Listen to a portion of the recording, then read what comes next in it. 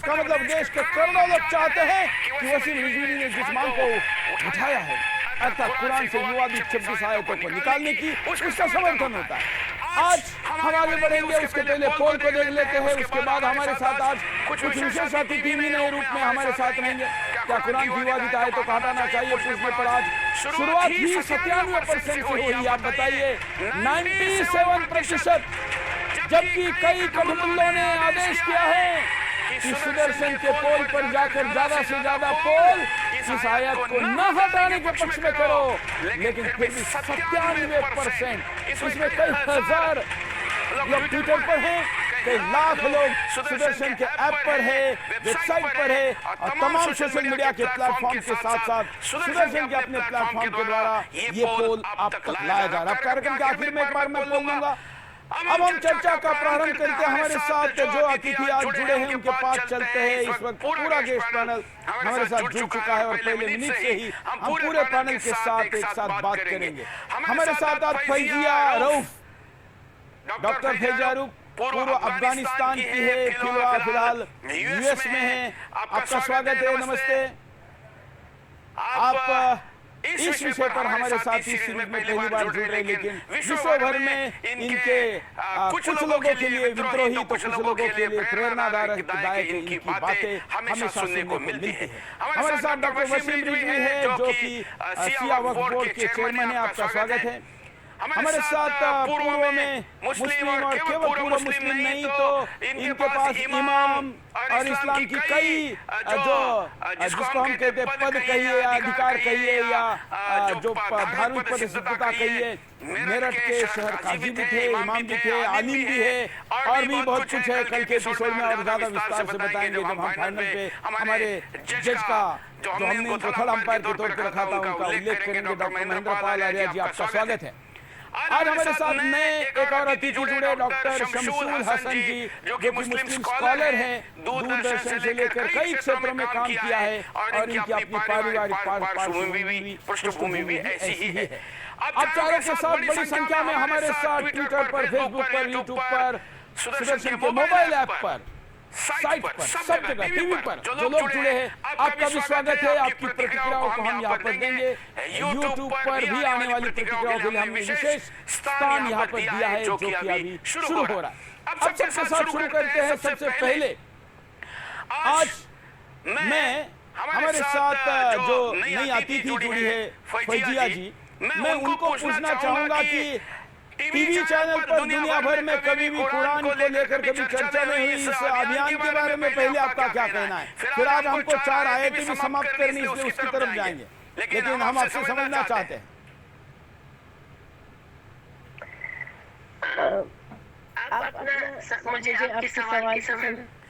मतलब मेरा ये कहना है कि दुनिया के अंदर कभी भी टीवी चैनलों पर कुरान की आयतें, विवादित आयतें हैं ऐसा मानकर चर्चा नहीं हुई।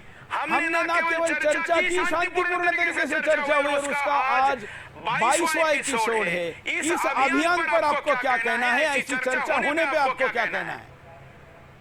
ये मैं यही कहूंगी, लोगों को भारत के जितने भी सिटीजन हैं, चाहे वो अफगानिस्तान में रहते हो, पाकिस्तान में, बांग्लादेश, बलूचिस्तान में या इंडिया में, उनको सच बताना है। और ये बहुत ही मुस्बत एक बोल्ड स्टेप है towards entering into a new era, जहां से हम अपने नौजवानों को हकीकत और जो सच तारीख है वो बताना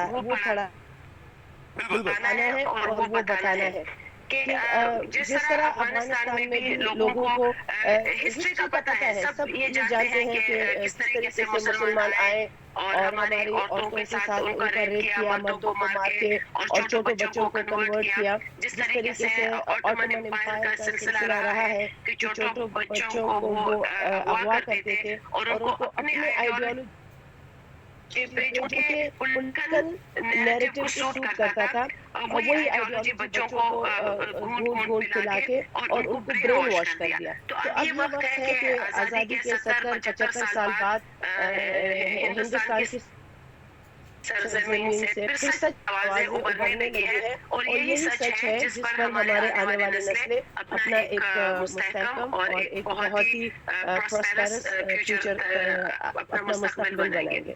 बिल्कुल बिल्कुल। चलिए, तो आपने इस अभियान का समर्थन किया, हम आपके आभारी हैं। अभी हम चर्चा को प्रारंभ करते हैं। आज हमारे पास 4 आयत बची है जिसको लेकर कार्यक्रम में चर्चा करेंगे, जिससे कि 26 विवादित आयतों की सूची पूरी होगी। हालांकि 26 के साथ साथ अन्य भी कुछ चर्चा में आई है, लेकिन एक बार रिजवी की जो सूची है उसको पूरा करते हैं। और इसलिए रिजवी जी, पहले तो आपका अभिनंदन कि इंटरनेशनल स्तर पर काम करने वाली सोफिया जी भी आपकी इस बात का समर्थन कर रही है। रिजवी जी। जी सुरेश जी, इनका स्वागत है।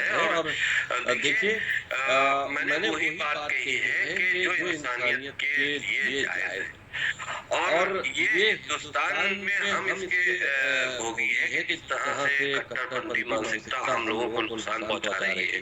हम मुसलमान भी उससे परेशान हैं और जाहिर बात है कि जो हिंदू समाज है उनके लिए तो खतरा बन ही गए हैं, लेकिन हमको भी इसका भुगतना पड़ता है। और सौदिया जी जिस तरह से बता रही है तो सही बात है कि पूरी दुनिया में जहाँ जहाँ पर मुसलमानों का वर्चस्व रहा है वहाँ पर जुल्म और ज़्यादती जिस तरह से की गई है पहले भी की गई है, और जब इस्लाम आया इस दुनिया में तब भी वो जोर दबाव पर आया। सऊदी अरब से जब बाहर निकला है तो वो सिर्फ तलवार की नोक के ऊपर फैलने के लिए बाहर निकला है और जुल्म और ज़्यादती करके इस्लाम को फैलाया गया। आज इस्लाम पीस का मजहब नहीं है, जो लोग इसको कहते हैं वो गलत रहते हैं। चलिए, तो आज हम चर्चा को प्रारंभ करते हैं। आज हम सूरा 2 आयत 11 से शुरुआत कर रहे हैं और हम पूरा 4 आयत किसी भी तरीके से समाप्त हो, क्योंकि कल हमको पूरा 26 का एक ग्रुप बनाकर उनकी सब पर चर्चा करनी है। इसलिए सूरा 2 आयत 11 आपके स्क्रीन पर। सूरा 2 आयत 11। और जब उनसे कहा जाता है कि मुल्क में फसाद न करते फिरो तो कहते हैं कि हम तो सिर्फ इस्लाह करते हैं। सूरा 2 आयत 11। और जब उनसे कहा जाता है कि मुल्क में फसाद न करते फिरो तो कहते हैं कि हम तो सिर्फ इस्लाह करते हैं। तो महेंद्र बलारेज के बाद चलते हैं। महेंद्र बलारेज, क्या ये कुरान में आयत है और इसका भावार्थ बताइए, शब्दार्थ बता चुके।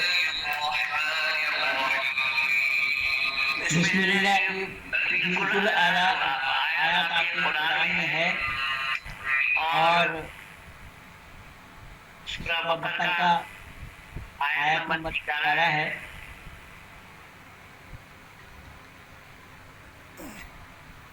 भावार्थ बताइए, जिसे शब्दार्थ हम बता चुके हैं।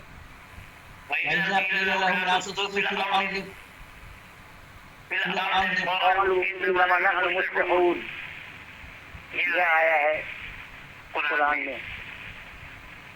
और जब इनसे कहा जाता है कि मुल्क में फसाद न करो तो वो कहते हैं कि हम तो सिर्फ इस्लाह करते हैं, हम सुधारक। तो फसाद कभी मना किया जा रहा है और अल्लाह खुद मना कर रहे हैं और वो इसलिए फसाद कर रहे हैं कि वो कह रहे हैं कि मैं सुधारक, और अल्लाह खुद कह रहे हैं बस। और इससे भी बड़ी बात है, अल्लाह तो बताया है कि अल्लाह लोगों के कई मर्द को बढ़ा देते हैं और उसको किसी के कल के मर्द पैदा कर देते हैं और उसी मर्द को बढ़ा देते हैं।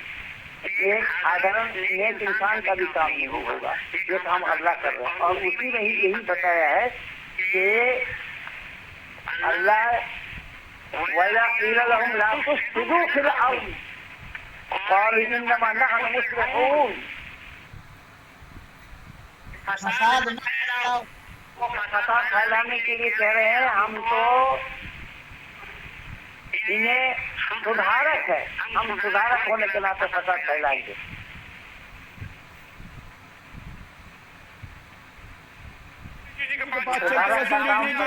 आपको इस पर क्या आपत्ति है? सुरेश जी, देखिए इसमें सीधा सीधा ही लिखा है, ये देखने में बहुत अच्छा लग रहा है कि इसमें कहा जा रहा है कि किसी तरह का फसाद न फैलाओ। जिस तरह की आयतों का अभी हम लोग इससे पहले भी बात करते आए हैं, जहाँ पे अल्लाह खुद फसाद करने, कराने और हत्या करने और कराने की बात कर रहा है।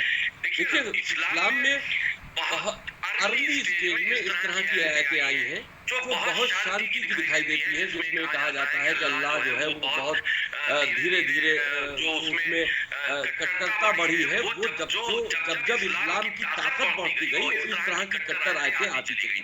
पहले की आयतें वो आपको अलग देखने को मिलेंगी, दूसरी बीच की आयतें अलग देखने को मिलेंगी, और आखिरी की आयतें बहुत सख्त होंगी, बस कत्ल करो मालूम, क्योंकि उस वक्त तक इस्लाम पूरी तरह से फैल चुका था। इस आयत के सिलसिले में जो बात कही गई है, इसमें भी देखिए दोहरा रुख इख्तियार किया गया। ये उन लोगों के लिए है कि जिनको कुरान में काफिर कहा गया है। ये अल्लाह कह रहा है, जब उनसे कहा जाता है मुल्क में फसाद न फैलाओ, तो वो कहते हैं हम तो इस्लाह करने वाले हैं। यानी कि वो लोग झूठे हैं, जो गलत, जो लोग कहते हैं कि हम लोगों को समझा रहे बुझा रहे, तो वो झूठे इसलिए हैं क्योंकि वो इस्लाम कबूल नहीं किए हुए हैं। वो झूठे इसलिए हैं कि वो मुशरिक है या काफिर है, लिहाजा उनकी किसी भी बात पर भरोसा करने वाला नहीं है। यानी कि अगर वो लोगों को समझा रहे हैं, बुझा रहे हैं, तो वो कह रहे हैं कि वो फसाद, और उनसे जब कहा जाता है कि फसाद न फैलाओ, तो वो कहते हैं कि मैं तो इस्लाह कर रहा हूँ। यानी कि ये इस पर आपत्ति ये है कि यहाँ पर भी इंसानों को बांटा गया। हमने देखिए सिर्फ टारगेट उन्हीं आयतों को किया है, यूं तो बहुत सी आयतें हैं कि कुरान के ऊपर अगर टारगेट किया जाए तो पूरा कुरान ही पढ़ने लायक नहीं है।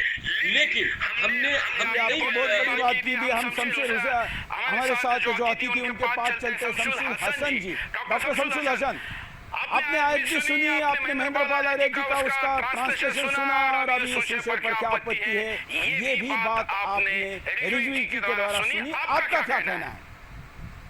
मुझे अभी एक बात पे बहुत एतराज है कि पूरा कुरान पढ़ने के लायक नहीं है, जो वसीम रिजवी साहब कह रहे हैं। वो पढ़े लिखे आदमी हमसे ज्यादा पढ़े लिखे हैं, मैं मानता हूँ, लेकिन ये कि मैं उनसे एक सवाल कहूँ कि हिंदुस्तान में एक प्रोफेसर ने, बनारस हिंदू यूनिवर्सिटी के प्रोफेसर ने, प्रोफेसर बदरुल हसन आबिदी ने एक किताब लिखी है कि unaltered Quran and it's interpretation. क्या उन्होंने ये किताब पढ़ी है? अगर पढ़ी है तो मेरे ख्याल से उनके जो है बहुत सी चीजें जो गलतफहमियां दूर हो जानी चाहिए। और ये इंटरनेशनली मुद्दा केवल अकेले रिजवी जी का नहीं है ना, मुद्दा तो दुनिया भर के कई लोगों ने इस पर आपत्ति उठाई है। अभी तो फौजिया को बोलना बाकी है, फिर आप क्या कहेंगे? आप कितने लोगों को व्यक्तिगत स्तर पर दोष देंगे? मुझे बात तो कहने दीजिए, मैं तो किसी की बात नहीं कर रहा हूँ, मैं पढ़े लिखों की बात कर रहा हूँ, मैं किसी को जाहिल नहीं कह रहा हूँ, मैं किसी को बुरा नहीं कह रहा हूँ। मैं तो एक बात कह रहा हूँ कि जब कोई बहस में आता है, जब कोई वकील जज के सामने बहस करता है तो सारे फैसलों को सामने रखता है।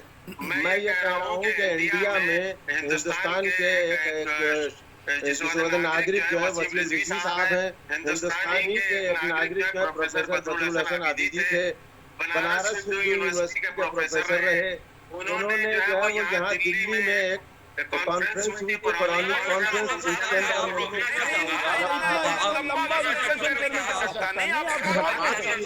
उन्होंने, अब आप सुनिए, इस किताब में ये बात तय की गई है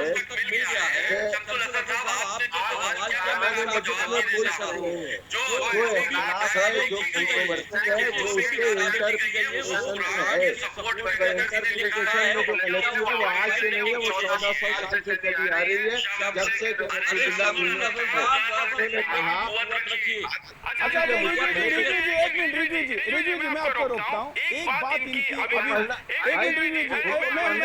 शमशेर हसन जी एक मिनट में आपके पास आऊँ, क्योंकि शमशेर जी इसके पहले भी हमारे कई कार्यक्रमों में आए हैं। शमशेर जी एक वाक्य आपने जो कहा मेरे दिमाग में अभी फिर रिवाइंड हुआ, आपने इनको ये कहा कि मुझे इस पर सख्त आपत्ति है कि पूरा कुरान ही पढ़ने लायक नहीं है। इसका मतलब कुरान के कुछ हिस्से की आपत्ति आपको स्वीकार है? नहीं, क्या बात कर रहे हैं, ये कहें कि पूरा कुरान पढ़ने के लायक तो अभी ठीक है, कोई बात नहीं। इसका मतलब ये हो गया, नहीं इसका मतलब ये हो गया कि कुछ हिस्सा पढ़ने लायक नहीं, इस पर आप सहमत है? मैं इसमें कुरान के अंदर पूरा कुरान जो है पढ़ने के लायक है। मैं इससे 1 मिनट पे एक इंच भी पीछे हटने को आपका तैयार वाक्य नहीं। ऐसा क्यों था कि आपने कहा कि पूरा कुरान ही कहना गलत है? नहीं, आप समझिए, अरबी में कुरान है। अच्छा चलो कोई बात नहीं है। सूरा 2 आयत 11 पर आपका क्या कहना है? सूरा ये 2 बिल्कुल सुनिए, यही मैं कह रहा हूँ, जो इंटरप्रिटेशन जो इसका है वहाँ पे गलती है, कुरान में कोई गलती नहीं है। अब मैं आपसे कहूँ कि आप बड़े हजरत हैं, ये लबो लहजा जो मेरा है इसके अंदर आप बिगड़ भी सकते हैं, गुस्सा भी हो सकते हैं और आप कुछ भी हो सकते हैं, इसलिए आप बहुत बड़े आदमी हैं। अगर बड़े हजरत हमने जो है वो अंदाज से कह दिया, इंटरप्रिटेशन ऐसे कर दिया, तो आप समझेंगे कि मुझे चोर कह रहा है। अब्दुल नजर साहब, आज दुनिया चांद पे चली गई है, आज दुनिया के अलावा दूसरी दुनिया को ढूंढ रही है। आप ये बताइए, आज तक नहीं है, बल्कि इसके अंदर बहुत से लोग हैं, कुरान अकेले नहीं है इसके बारे में। कोई समझ ही नहीं पाया। हमेशा जब आप कराते हैं आप कहते हैं कि साहब इसका जो गलत माने निकाल लिए गए हैं, इसके माने गलत है, तो ये कौन सी ऐसी जादुई किताब है जिसके माने ही आज तक समझ नहीं आया मुसलमानों आले मोहम्मद की सारी सीरत को पढ़िए। आले मोहम्मद को कभी आले मोहम्मद सुनिए, वकील रिजवी साहब, मैं आप मुझे भी जानते हैं, मैं आपको भी जानता हूँ।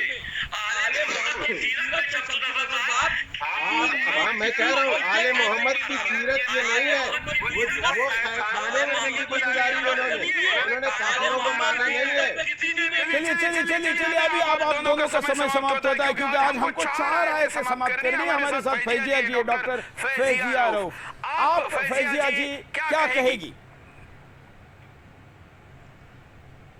मैं बिल्कुल वसीम रजवी जी के साथ सहमत हूँ कि पूरा कुरान पढ़ने के लायक नहीं है, क्योंकि ये बिल्कुल एक वक्त का ज़िया है। वो इसलिए है कि इन्होंने जब कहना कि unaltered Quran and it's interpretation, इस तरह ये मोरिस बकाउ की फ्रेंच बहुत सारे राइटर्स हैं, लिखते हैं, डॉक्टर जाकिर नाइक है, ये जो मौलाना तारिक जमील है, वो पहलू जिंदगी का और या जिंदगी के फलसफे का जवानों लोगों को दिखाते हैं, जिनसे उनकी रोजी रोटी चलती है, और वो कभी सच नहीं बोलते। जितना ज्यादा कुरान में झूठ है, उससे ज्यादा ये लोग झूठे हैं और ये झूठ बोलते हैं। आप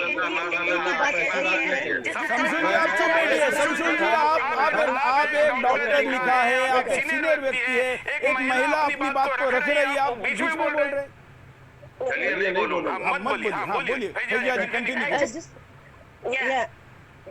जिस तरह इमरान खान ने जो कपड़ों पे जो कमेंट किया है, इमरान खान की अपनी जिंदगी बिल्कुल भी उस कमेंट की अक्कासी नहीं करी, जितनी उसकी अपनी जिंदगी इमरान की जिंदगी गुजारता था, और अब आगे बुर्के में लपेटी हुई एक छोटी औरत को लेकर आया है और अपने पावर को गलत अब्यूज कर रहे हैं। प्रॉफिट ने भी यही किया है, अल्लाह के कुरान में भी यही है, वो ये एक्सप्लॉइट करते हैं, मैनिपुलेट करते हैं, रेसिज्म है इसमें बहुत ज्यादा।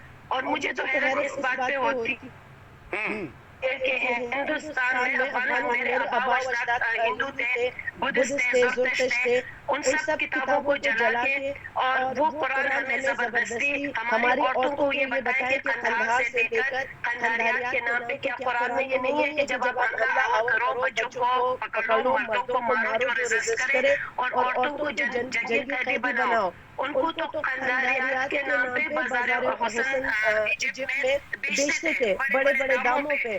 तो वहाँ से फिर ये सिलसिला जिस तरह ये शुरू होता है, जब मदीना से प्रॉफिट गए हैं मक्का में, अपने लोगों के खिलाफ वो आके उन्होंने तलवार उठाई है कि अपनी बहन कोशिश की है। ये सिलसिला उधर ही से चला आता है, औरतों की बेइज्जती करना, बच्चों को डिप्राइव करना उनके बेसिक राइट्स से, और उनको सिर्फ दीनी तालीमात देना ताकि वो इनके हवस का ईंधन बनते रहें। इनको तो मदरसों में अपने हवस बुझाने के लिए भी बच्चे चाहिए होते हैं, तो इसलिए जाहिर सी बात है इनको तो पूरा कुरान से ही लगेगा। और मैं बिल्कुल इस बात से एग्री करती हूँ कि कुरान में खुद हाफिज़ कुरान और मैंने जिंदगी का एक बहुत बड़ा हिस्सा इस पे जाया किया है।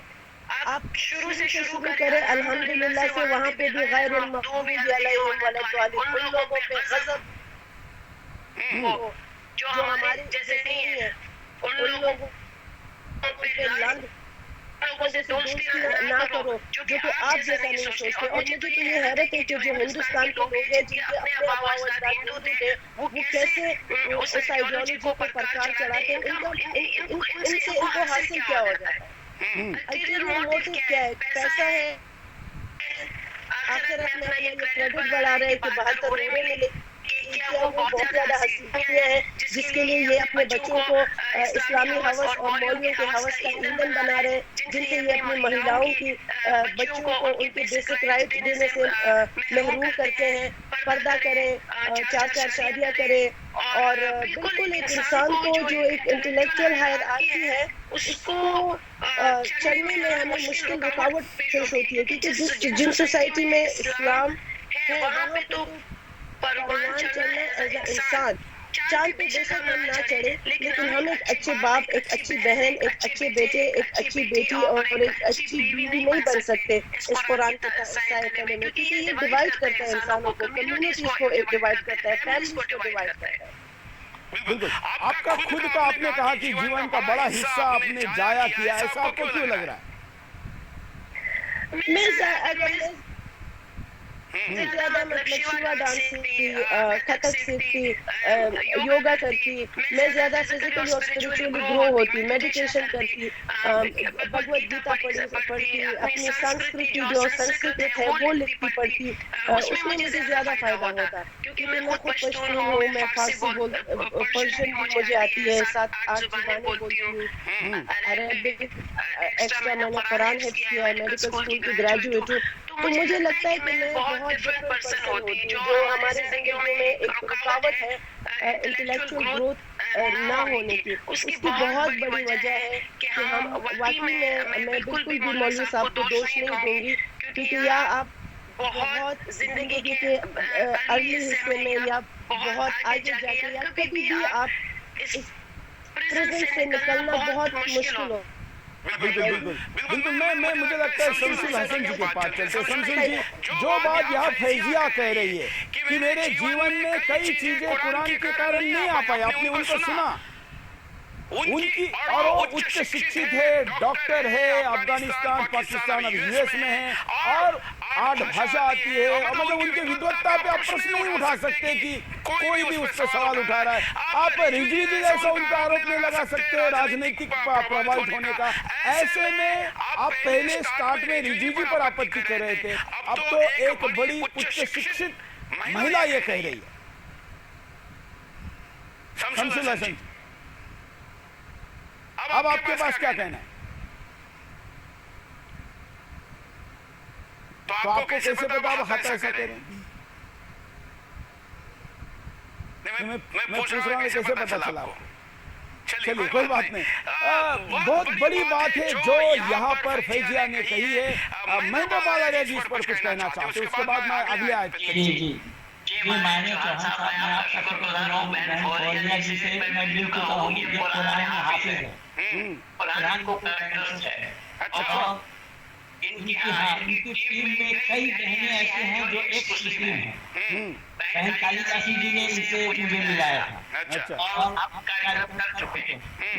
एक मैं मिसाल देना चाह रहा हूँ, एक उदाहरण से ही इस्लाम का सच्चाई सामने आ जाएगा।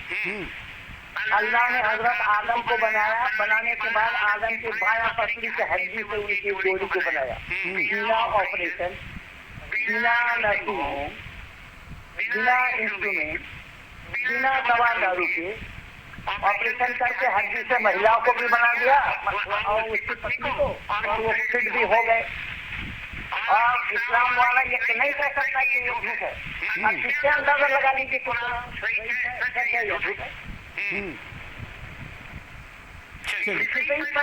चल रहा है ना। जहाँ तक ये नहीं है, उन्होंने कहा कि हुजूर के आल को, हजरत मोहम्मद साहब के आल के माने होता परिवार, तो उनके 11 चाचा थे और एक भी इस्लाम स्वीकार नहीं किया, और ये उन पर भी सलाम देते हैं।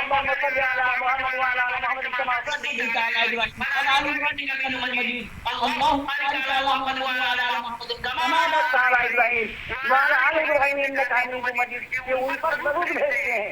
बस अगर मुसलमान मुझसे पूछते हैं कि पंडित जी जब उनके चाचा लोग इस्लाम स्वीकार नहीं किए थे तो हम इन पर जरूर क्यों हैं, क्योंकि एक मुस्लिम मेरे पास जुड़े हुए हैं, आज ऐसे हजारों लोगों का जवाब मेरे पास है। बिल्कुल बिल्कुल बिल्कुल, चलिए इस्लाम स्वीकार नहीं किए उन पर हम जरूर क्यों भेजने जाएंगे। बिल्कुल, ये भी एक हमारे लिए भी नया अपडेट है कि खुद मोहम्मद साहब के ही चाचा, 11 चाचा आपने कहा, उन्होंने इस्लाम स्वीकार नहीं किया था। बिल्कुल बिल्कुल, चलिए। भाई रिजवी को भी मालूम है, बैंक फौजिया जी को भी हाँ मालूम हाँ, है। आप लोग तो स्कॉलर है, लेकिन हिंदुस्तान के ज्यादातर जनता को बात पता ही नहीं थी। चलिए अगले आयत की तरफ चलते हैं और क्या कहती है उसके बारे में हम आपके पास आएंगे, फिर शमसुल हसन जी से के पास जाएंगे, फिर आगे बढ़ेंगे। अगले आयत लेते हैं। जो 4 आयतें बची उसमें से एक हमने चलाई अभी, दूसरी आयत की 4 में से सूरा 5 आयत। किसी ने किसी के खून का बदला लेने या जमीन पर फसाद करने वालों को मारने के अलावा अगर किसी का बेवजह कत्ल कर डाला तो समझो उसने इंसानियत का कत्ल कर डाला। सूरा 5 आयत। किसी ने किसी को खून का बदला लेने या जमीन पर फसाद करने वालों को मारने के अलावा अगर किसी का बेवजह कत्ल कर डाला तो समझो उसने इंसानियत का कत्ल कर डाला। मुझे लगता है कि रिजवी जी शायद ये बता पाए। रिजवी जी, जो आयत आपने ये कहकर रखी है कि कुछ आयतें अच्छी है और कुछ एकदम 180 डिग्री खराब है, तो ये शायद उस कैटेगरी की है जो आपने कहा है कि इतनी अच्छी आयत होते हुए फिर वहाँ एकदम अल्लाह बदल ट्विन रोल में कैसे आ जाता है, ऐसा ये सही है? जी बिल्कुल बिल्कुल, ये वही आयत है जिसको हमने दूसरी आयतों के मुकाबले में रखा है। ठीक है, इस तरह के भी अल्लाह के स्टेटमेंट जितने हैं और इस तरह के भी हैं, तो ये दो तरफा कैसे हो सकता है? एक तरफ तो आप अल्लाह को इस तरह का पेश कर रहे हो कि वो बिल्कुल फसाद करने वालों के खिलाफ है और कह रहा है कि एक को मार डाला पूरी दुनिया को मार डाला, इंसानियत का कत्ल कर ठीक है, दिया। तो हम मुझे लगता है इसके ऊपर ज्यादा चर्चा की जरूरत नहीं, क्योंकि आपने नहीं कहा कि इसको रिमूव करो, इसलिए अगले आयत की तरफ चलते हैं। अगले आयत सुनते हैं कि वो क्या कहते हैं। देखिए सूरा 109 आयत 6। तुम्हारे लिए तुम्हारा दिन, मेरे लिए मेरा। सूरा 109 आयत 6। तुम्हारे लिए तुम्हारा दिन, मेरे लिए मेरा। तुम्हारा दिन तुम्हारे लिए, मेरा मेरे लिए कहने वाले इस्लाम के बंदे ऐसा कहते हुए क्यों नहीं मिलते? फैजिया जी, ये तो कुरान में तो लिखा है, लेकिन इस्लाम का परिचय यही क्यों होता है कि अल्लाह के पास जाने का एक ही रास्ता है और वो केवल इस्लाम है। असल में ऐसी बातें ना हमारे जो बड़े लीडर थे सर अब्दुल गांधी बादशाह, उन्होंने जब पार्टीशन हो रहा था उन्होंने एक बात की कि आपने हमें बेड़ियों के आगे डाल दिया, कांग्रेस ने हमें बेड़ियों के आगे डाल दिया। तो अब आप देखिए पाकिस्तान में अच्छी चीजें भी है, लेकिन ओवरऑल अगर आप उसको देखते हो वो एक गलत बुरी चीज है। ये ऐसे है ना कि आप अगर एक पानी का गिलास लेते हो उसमें आधा गिलास नमक डालते हो और आधा गिलास चीनी, और फिर आप उसका शरबत बनाते हो, फिर आपसे कहा जाता है कि इसको पी लो, या तो आपके लिए वो टेस्ट एक्सेप्टेबल नहीं होता ना। इसीलिए कहा है रज़ी साहब ने बहुत अच्छी बात की कि पूरे मतलब अच्छी बातें तो आप गनी खान की पोइट्री ले लो, जो बादशाह खान का बेटा है, जिन्होंने बहुत ज्यादा मतलब मुल्लों के बारे में जिंदगी के फलसफे, जो खूबसूरत फलसफा है उसके बारे में लिखा है। कबीर जो हम के शायर है, उनकी बहुत अच्छी शायरी है। आप बाबा बुल्ले शाह को पढ़ लो। लोगों ने ऐसा नहीं है ना कि ये बातें सिर्फ कुरान से आती है, किसी को ना मारो, किसी की चोरी ना करो, ये तो ह्यूमन सिविलाइजेशन में एग्जिस्ट करती थी। वैसे तो अगर कट्टरपना जो इस्लाम में है, अगर एक तरफ से एक औरत बोलती है कि कुछ औरतें जो काम नहीं करना चाहती, स्कूल नहीं जाना चाहती, वो अपने इंटरेस्ट के लिए इस्तेमाल करेगी मजहब के, मेरे लिए बेहतर है, जन्नत मुझे मिलेगा और जन्नत में फल होंगे, जन्नत में बहुत सारी अच्छी अच्छी चीजें हैं मरने के बाद भी, और जिंदगी में उसको एक एक्सक्यूज मिल गया कि not to take the burden of responsibility. to contribute into economically contribution दे अपने घर परिवार को आगे बढ़ाने में। तो कुरान का भी बिल्कुल ऐसा ही है कि आपको ये चावल ले लो और साथ में अच्छा खासा नमक मिला लो और फिर अच्छी खासी चीनी मिला लो और आप आगे वो प्लेट रख लेके अब इसको खा लो, तो ये चीजें हजम नहीं होती। जितनी भी with all its greatness, with all it's goodness, exactly overcome क्या है इसका जो है ना।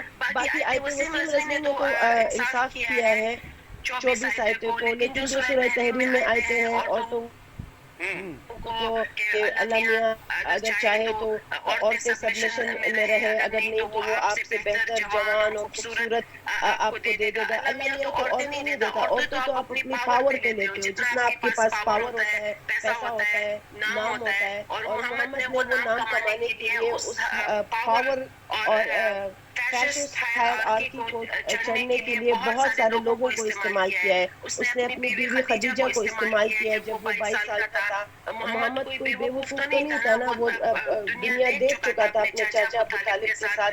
वो एक दुनिया देखने वाला बंदा था, उसने बाइबल पढ़ा था, उसने तोरा पढ़ा था, उसको दुनिया का जो इजिप्टोलॉजी थी या उस वक्त में जितना भी उसके पास, वो एक ऐसा 1400 साल जमाना बहुत पुराना जमाना नहीं है। ये तो ब्रॉन्ज और आयरन एज के बाद जब लिखने में आते हैं तो फिर हमारे जो वेद लिखे हैं हिंदुस्तान से लिखाई वाला जमाना, और फिर उसके बाद है। तो ये सारी चीजें तो है। और कुरान की ये बात है कि जब कुरान नाज़िल हुआ तो बाकी किताबें आसमान को चढ़ गई ना। हम तो बचपन में ये बोलते थे कि फिर अल्लाह ने वो किताबें जमीन से लेके एक्सटिंग्विश कर दी। इसमें यही मैं कहूँगी कि एंड इसका यही होता है कि इसको आराम से बांध के और इसको रख के move on with your life, और कोई ऐसा काम करे जो कि आपके भले के लिए हो, आपके परिवार के भले के लिए हो और आपकी सोसाइटी के भले के लिए हो। हमें अपने जो रूट्स है, हमें जो अपने हमारा तहजीब है जो कि बहुत खूबसूरत है, जिसमें बहुत अच्छी अच्छी चीजें हैं, पूरी दुनिया बगैर किसी झिझक को योगा को स्वीकार किए हुए हैं। वो मशक़ अगर आप दिन में 5 मरतबा लानत तानत भेजते हो, आप इब्राहिम पे एक तरफ से आप इब्राहिम पे आले इब्राहिम पे सलाम सलात दुरूद भेजते हो, जीसस पे सलात दुरूद भेजते हो, मोहम्मद पे, लेकिन फिर आप यहूदियों को बुरा भला बोलते हो कि हर पत्थर के पीछे जहाँ पे उनको पाओ वो पत्थर बोलेगा कि मेरे पीछे छुपा है, आप उनको ले। So much is out of the context. The goodness in it is of no use to the benefit of humanity. और हमारे रीजन के मुल्ले, चाहे वो पाकिस्तान में हो, हिंदुस्तान में हो या अफगानिस्तान में हो या बांग्लादेश और बलूचिस्तान में, वो बज़िद है। ये जिद इनको क्यों है? अगर ये लोग ऑनेस्टी से आए और ये हथियार डाले इन अ गुड सेंस कि हमारे जवानों को ये जो ईंधन बन रहे हैं आतंकवाद का, जो अफगानिस्तान में अभी बच्चे मर रहे हैं इसीलिए कि उनको जन्नत मिलेगी, बाहर करोड़ें मिलेगी, उनको एक्सप्लॉइट और मैनिपुलेट किया जाता है, उनको ये ओपियम्स ऑफ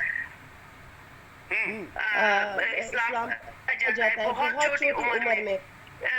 तो ये बहुत ही हिपोक्रेसी है एक तरफ से उन लोगों को जिनको पता है कि मैं गलत हूँ, पैगंबर को भी पता है कि मैं गलत हूँ, मैं गलत कर रहा हूँ, लेकिन पावर जो होता है वो एक इंसान था, पावर इंसान को अंधा कर देता है, वो किसी को नहीं रखता। हर तरीके से वो जब एक फैसिस्ट इंसान जिंदगी में कुछ हासिल करने की इच्छा रखता हो तो वो अपने इर्द गिर्द हर चीज को आग लगा देता है, वो फिर किसी पे रहम नहीं करता। तो ये हम तारीख उस दौर से गुजर रहे हैं कि हम एक आज़ाद कौम है और हम आज़ाद बोल सकते हैं और हम अपने वतन अपने धरती पे हो रहे हैं। जो ये बच्चे अपना हिस्ट्री पढ़े, किस तरीके से ये कन्वर्ट किए गए, किस तरीके से इनको एडप्ट करके इनको हमारे किताबों को जला के हमारे महिलाओं की बेइज्जती करके इनको तो एहतरामन वापस आना चाहिए अपने रूट्स पे और कंडेम करना चाहिए।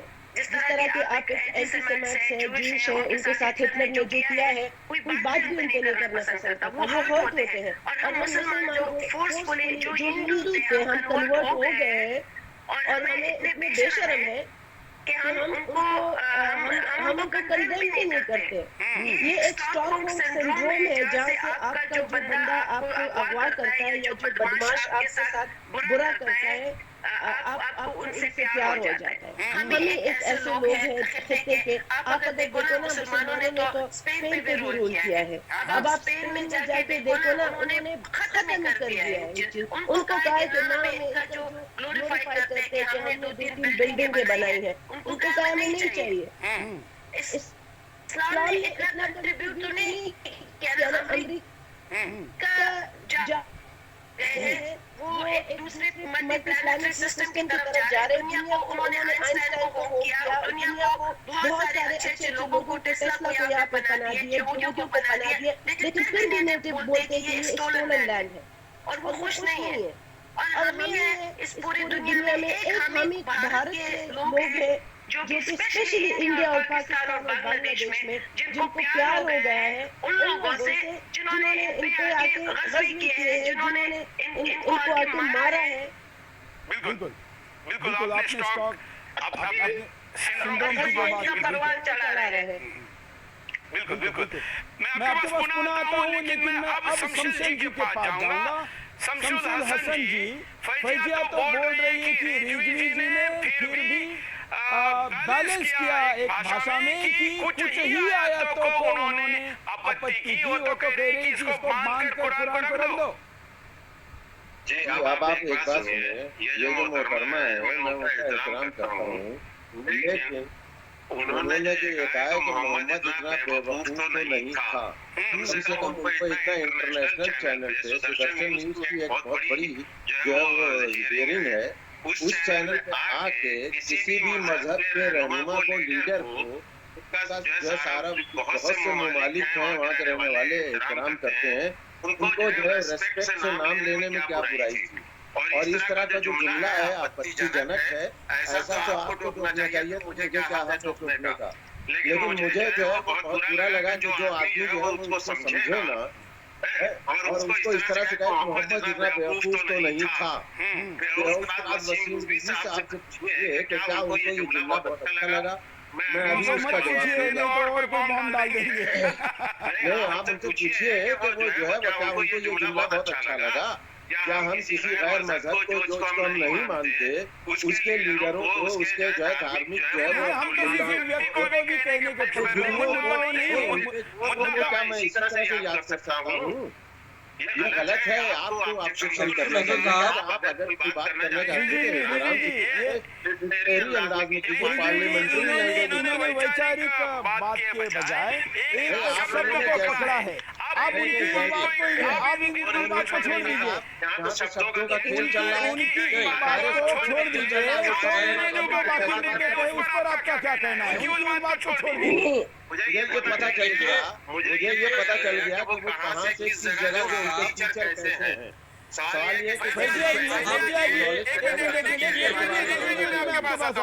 जी इन्होंने केवल आपने मोहम्मद ये शब्द डायरेक्ट क्यों कहा, इस पर आपत्ति कर रहे हैं? नहीं, उन्होंने ये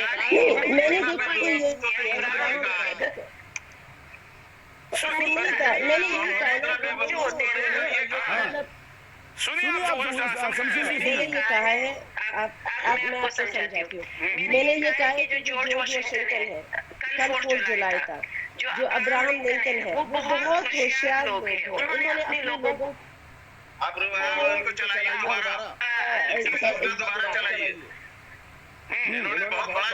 सही है वो चलाए। आप मैंने कहा है कि वो बेवकूफ नहीं था, उसने दुनिया देखी है, इसीलिए उसने एक काला पत्थर रखे। अफगानिस्तान पाकिस्तान में लोग अपनी माँ बहन को बेच रहे हैं और वो हार जाते हैं। मुझे क्या लगता है, देखिए शमशेर हसन जी जो बात उन्होंने आइडियोलॉजिकल थॉट पर की, थोड़ा उस पर बात करिए ना। आप एक तकनीकी मुद्दे को जो आपकी भावना है उसके आधार पर रोक रहे हैं। अभी आप शमशेर हसन जी कह रहे हैं, मैं तो मामूली नाली का कह रहा हूँ। प्रॉफेट मोहम्मद है, उसका नाम ये जो इस तरह से लेंगे, जो बेवकूफ कहेंगे उसे। उन्होंने ये नहीं कहा कि बेवकूफ है, उन्होंने उल्टा कहा बेवकूफ नहीं थे।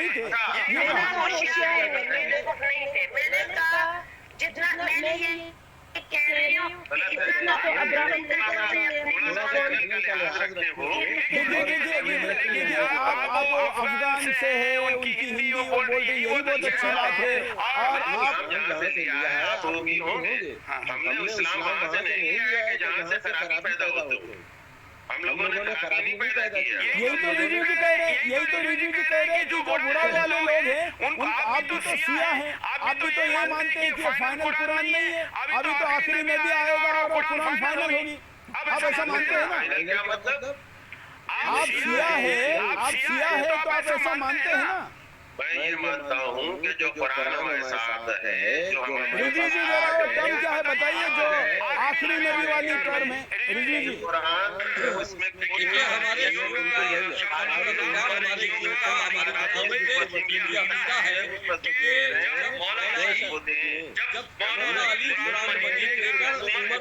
उस्मान के दरबार में गए थे, जब कुरान मजीद को इकट्ठा करके लिखा जा रहा था, तो उस वक्त जब उनका कुरान लेने से इनकार कर दिया, तो उन्होंने ये बात कही कि जब मेरा आखिरी हमारा आखिरी नस्ल का इमाम होगा वो आएगा, तो वो इस कुरान को लेकर आएगा। हमारे शियों का ये अकीदा है कि जब हमारे इमाम जो 12वें इमाम है, तो हम समझते हैं वो गैब में, जब वो आएंगे तो वो असली कुरान लेके आएंगे, असली वाला कुरान लेके आएंगे। ये किताबें उस्मानी है जो इस वक्त कुरान के शक्ल में चल रही है।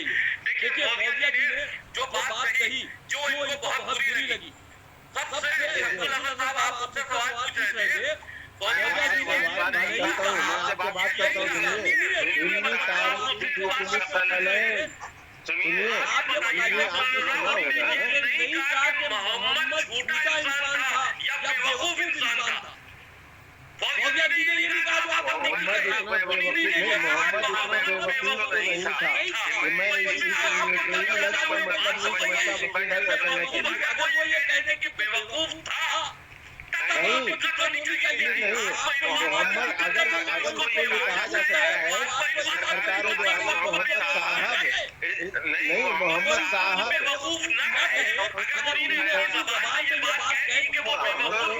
हम तो राम जी हमारा मतलब अलग है, लेकिन ये कि आप मोहम्मद साहब जो है आप मोहम्मद साहब का नाम नहीं ले सकते।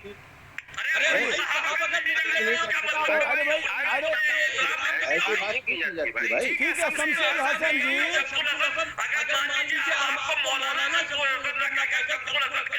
तो क्या आपके इस्लाम में कमी हो जाएगी?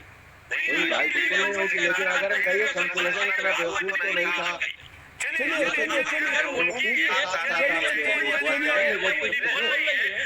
उन्होंने इस्लाम की कोई बात करी तो अपनी पूरी नहीं लगी। ऐसे नहीं करते। आप ये कह सकते हैं, एक मिनट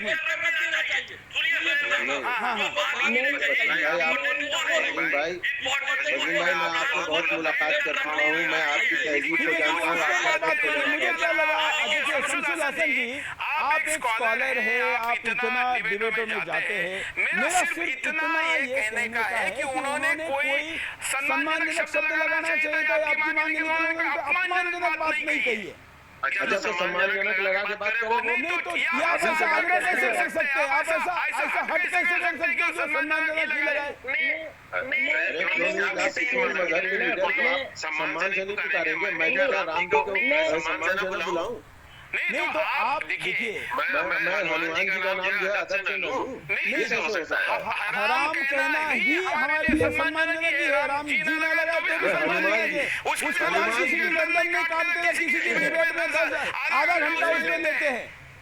हनुमान जी राम जी फैजिया जी कुछ कहना चाहती है, फैजिया जी कुछ कहना चाहती है, अदब से लेते हैं। फैजिया जी कुछ कहना चाह रही है, फैजिया जी कुछ कहना चाह रहा है। अदब से मैं नात भी शुरू कर लूं। हम प्लीज टाइम ना वेस्ट करें। हमारे लोगों का ये मसला होता है कि ये बातें इसलिए करते हैं ना कि इमरान खान का भी टैक्टिक होता है, वो आपको डाइवर्ट करते हैं, डेविएट करते हैं। मैंने ये कहा है कि जिस तरीके से हज़रत मोहम्मद मुस्तफ़ा सल्लल्लाहु अलैहि वसल्लम ने अपनी कौम की खिदमत की है, उन्होंने एक पत्थर रखा, पूरी दुनिया में जो रिलीजियस टूरिज्म है, आप उसका देखिए कि लोग पूरी दुनिया से जाते हैं, वहाँ पे तवाफ करते हैं, लेकिन हम जो बड़े शरीर के लोग हैं, हम उस चीज में नाकाम हो गए, क्योंकि बुद्धा जो बानियान बुद्धा था, जो हमारी 5.5 मिलियन बुद्धिस्ट कम्युनिटी है, तो हम क्यों वो स्टेटस जो हमारे पाकिस्तान में या अफगानिस्तान में जो हमारे इबादत गाह है और जो हमारे मुकद्दस जगह है, उनको हम क्यों वो स्टेटस देने में नाकाम हो गए, जो मोहम्मद बिन मक्के और मदीना बुद्धी, मतलब वो एक कामयाब इंसान था, और उसके ऊपर अभी भी लोग पाकिस्तान में जब सर तन से जुदा करके उसके वो नारे लगाते हैं, तो इसका मतलब है कि उसने जो all the strings that he pulled, the base that he put to fish, वो कामयाब रहा है, तभी तो कामयाब रहा है कि अभी भी लोग, अगर आपकी बेटी जाती है किसी हिंदू से शादी करती है, किसी ईसाई से करती है, आप उसको मार देते हो सिर्फ इसलिए कि वो आपके इस्लाम से या आपके मजहब से उसका ताल्लुक नहीं है। आप अपने बच्चे से इतना प्यार नहीं करते जितना आप इन हस्ती से प्यार करते हो। मेरा मकसद यही था कि जिस तरह उन्होंने दुनिया को और अपने मैं उस इस्लाम को मानने वाला नहीं हूँ जिसके अंदर किसी की जान बचाई तो पूरी उम्मत की जान बचाई। हम जो है वो किसी जान बचाने वालों में है, जान लेने वालों में नहीं। उनकी बात सुनिए। आपकी बेटी आप ये बताएं, आपकी बेटी अगर हिंदू से शादी करेगी, क्या आप उसको स्वीकार करेंगे?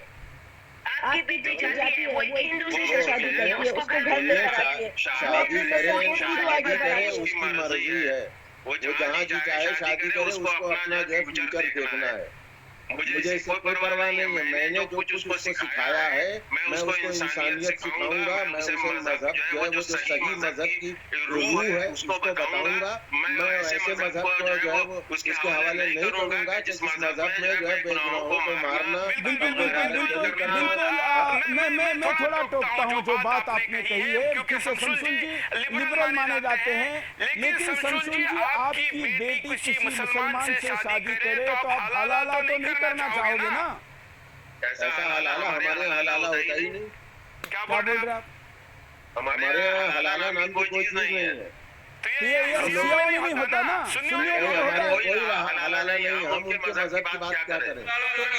यही तो बात है। लोग हलाला के ऊपर भरोसा नहीं करते ना मानते। शिया नहीं करते ना, सुन्नी तो करते। आप व्यक्तिगत बात नहीं हो रही है, किसी पिता की बात हो रही है। आपको जो प्रश्न पूछा गया है पिता के नाते पूछा गया है। मतलब आप अगर सुन्नी होते तो करते क्या?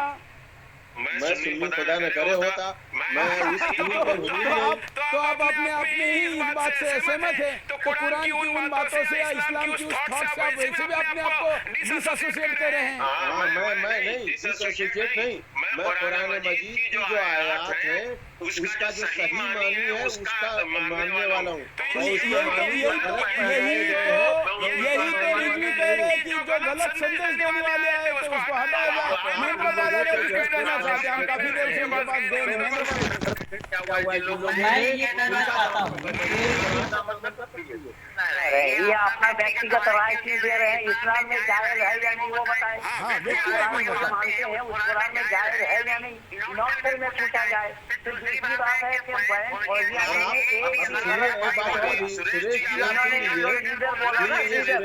मैं यहाँ पर जो बैठा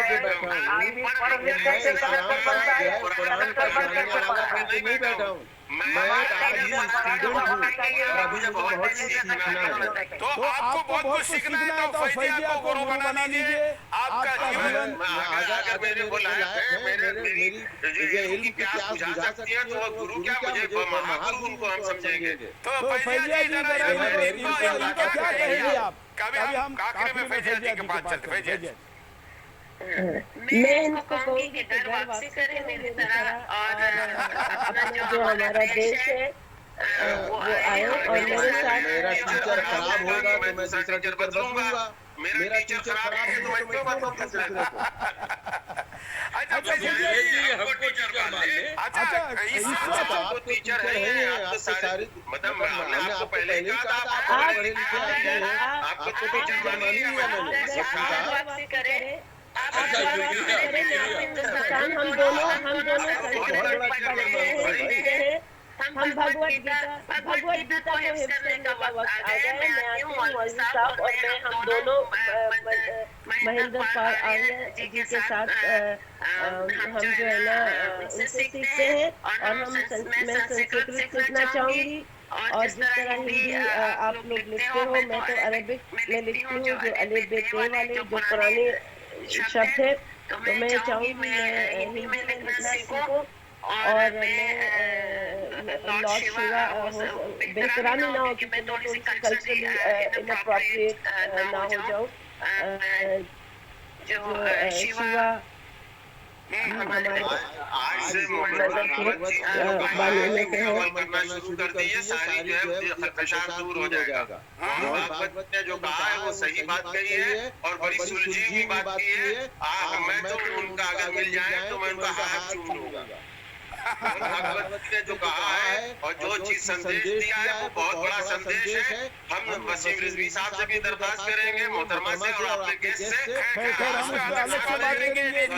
मोहन भागवत साहब के संदेश पर अमल करने की। ये सब चीजें छोटी छोटी पे इस पर मौत लगिए। अब हमें बड़ा काम करने दीजिए। हम लोगों को बड़ा काम करना है। हिंदू मुसलमान सिख ईसाई सारे देशवासियों को एक करके और एक साथ लेके चलना है। कुरान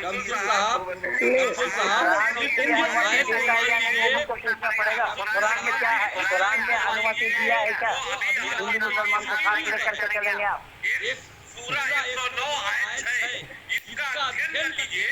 ये तुम्हारा दीन तुम्हारे लिए, हमारा दीन हमारे लिए। बाकी कुरान को लपेट के रख दीजिए, सारे मसले खत्म हो जाएंगे। नहीं क्या है, शमशुल हसन जी अगर बात से सहमत है, लेकिन अभी खुलकर बोलने से थोड़े कतरा रहे हैं। क्यों? सारी बच्चियों की शादियां हो गई नहीं हुई अभी? इसकी आप आए ही मेरी लास्ट वाली थी, लेकिन सबकी बाकी शादी हुई ना। एक ही बेटी है। एक ही बेटी। तो आप क्यों किससे डर रहे? किनके कुल्लों से डर रहे? क्या होने वाला? मुझे किसी से डर नहीं है। तो रिजी ने जैसे खुलकर आ गए, फैजिया जी ने जैसे खुलकर बात की, आप क्यों थोड़ा सा अभी भी उसमें फंसे हुए ऐसा लग रहा है? चलिए कोई बात नहीं, लेकिन आपने आए, अपनी बात रखी, आपका धन्यवाद। फैजिया जी मैं आपके साथ 1 घंटे का विशेष 1-to-1 बिंदास बोल जल्दी ही करूंगा, जिससे कि मैं आपके बचपन से लेके यहाँ तक के प्रवास के बारे में समझना चाहूंगा। और मुझे अभी बहुत बड़े पैमाने पर इस वक्त लाइव स्ट्रीम में कमेंट आ रहे हैं कि फैजिया जी को बोलने का समय दीजिए, लेकिन आप 4 के पैनल में बैठी है तो स्वाभाविक हम बाकी लोग भी बोलेंगे। आपके साथ में एक अलग से बिंदास बोल की कमिटमेंट दर्शकों को कर रहा हूँ, आप समझने की आशा है। बिल्कुल चलिए तो लेकिन आज के कार्यक्रम के आखिर में अच्छी एक आयत रह गई थी, जो कि वसीम रिजवी जी ने कुल जितनी आयतें ली थी, लेकिन इन्होंने पॉजिटिव सेंस वाली ली थी, आयत सूरा 31 आयत 18, इसलिए इसको आज के शो में मैंने नहीं लिया है। ये 26 के सिवा की उन आयतों के बारे में बात कर रहे हैं, इसलिए 26 तो हमारी हो चुकी है।